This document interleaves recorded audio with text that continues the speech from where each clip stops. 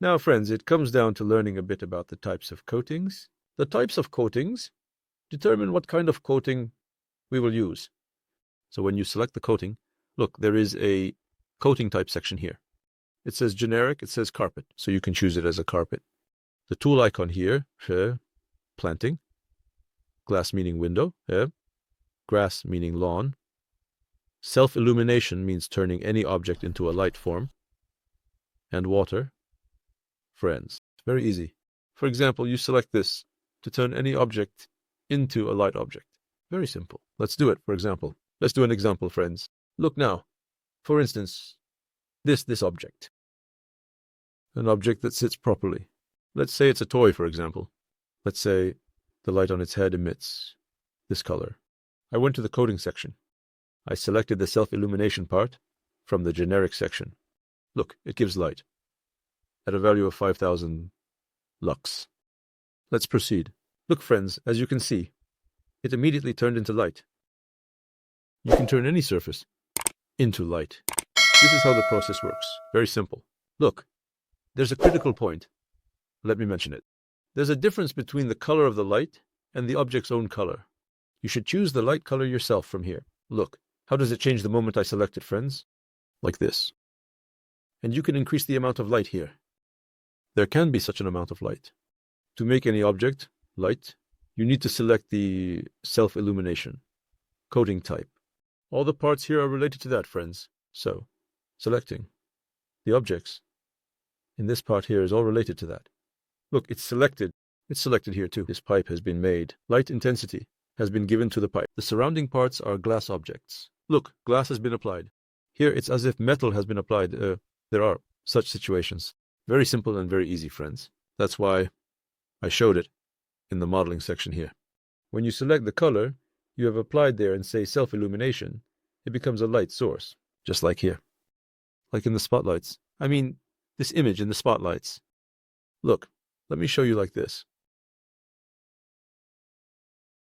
Let me take it with the eyedropper tool. Let me select from here.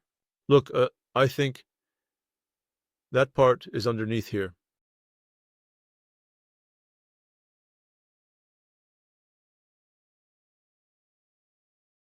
Look, it says self-illumination. Because the image underneath is self-illuminated and a light intensity of 100,000 is given to it, friends, it emits light.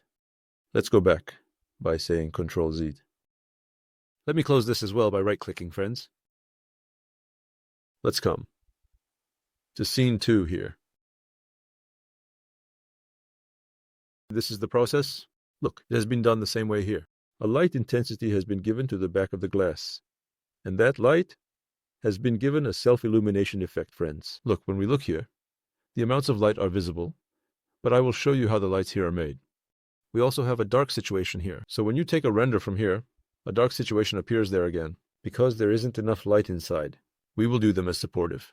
In this section, I only talked about making any object as light intensity, friends. Very easy and very simple. By trying this method, you can turn any object into light intensity. So, by creating any model from here, let me show you like this. You came here and drew a square. Then you lifted this square upwards like this. Afterwards, you selected these surfaces. Let's say you gave these a surface on the level like this. You applied a bending process like this.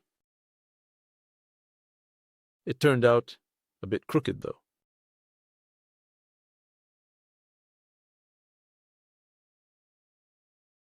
You selected the object from here and assigned any color from the color section here, let's say. When you assign a color, look, it will show it here. You selected this with the eyedropper tool from here and activated it. Then you said self-illumination from here, and it appeared here as light intensity. Look, friends, let's come right away.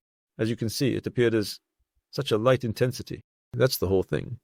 If you want to give light intensity to the object you have drawn, or change its color, you can do so from the color section here, from the color palette, or by using RGB, HSV codes here.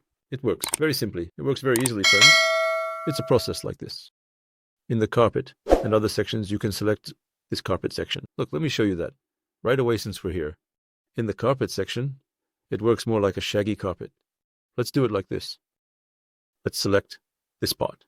From the generic section, look, where is our carpet? I selected it as carpet. There are variations here. Let me show you right away, friends. Look, from here, from the slightly brighter part, you can make changes regarding these variations and lowering it. It doesn't work very efficiently, but it's still a lifesaver. For example, let's do it like this. Let's do it like this. It tightens and shrinks thoroughly. It works a bit better in terms of rendering. I mean, it works a bit differently. When you look at it like this, friends, you see such a system. It's actually about whether it meets your needs or not. But otherwise, when you remove it, the process completes itself. So, when you make it generic, look, when you reset it from here, you can reassign it as a texture in a straightforward process. So, within itself, Enscape has its own textures. I will also show how to change those textures